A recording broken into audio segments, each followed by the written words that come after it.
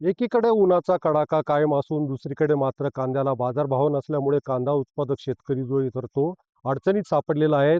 मी आता कांद्याची नगरी म्हणून ओळखल्या जाणाऱ्या लासलगाव जवळील मरडगोई या ठिकाणी आलेला असून आपण पाहू शकतात का या ठिकाणी कांदा उत्पादक शेतकऱ्यांना जो आहे तर तो आपला कांदा आता शेतातून काढलेला आहे आणि या ठिकाणी जे तर ते आता कांद्याची प्रतवारी सुरू आहेत आणि हा कांदा जो आहे तर तो आता या ठिकाणी चाळींमध्ये साठवला जाणार आहे. कारण की एकीकडे जर बघितलं तर वाढत्या उन्हामुळे जे तर ते कांद्याच्या प्रतवारीवर परिणाम होत आहेत आणि त्याच्यामुळे कुठेतरी दुसरीकडे जर बघितलं तर बाजार समितीमध्ये बाजारभाव नसल्यामुळे उत्पादन खर्च निघणं मुश्किल झालेलं आहे. कारण की कांद्याची अग्रसर बाजारपेठ म्हणून ओळखल्या जाणाऱ्या लासलगाव कृषी उत्पन्न बाजार समितीमध्ये कांद्याला जे तर ते जास्तीत जास्त 1400 रुपये तर सरासरी 1000 ते 1100 रुपये आणि कमीत कमी 500 रुपये इतका बाजारभाव मिळत आहेत आणि या बाजारभावातून उत्पादन खर्चही निघणं मुश्किल झालेलं आहे.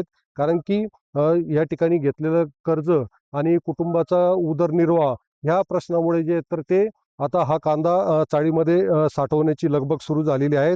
कारण की ज्यावेळेस कांद्याच्या बाजारभावामध्ये वाढ होईल आणि त्यावेळेस हा कांदा जो आहे तर तो टप्प्याटप्प्याने शेतकरी आपला कांदा बाजार समितीमध्ये विक्रीसाठी आणेल आणि आपली गरज जी तर ती या कांदा विक्रीतून भागवली जाणार आहेत.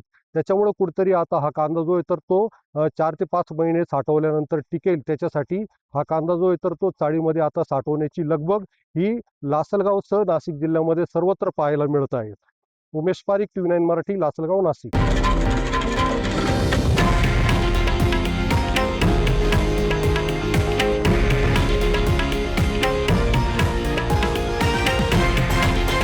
हे आहे देशातील नंबर 1 न्यूज नेटवर्क आणि आपण पाहत आहात TV9 मराठी, एकमेव.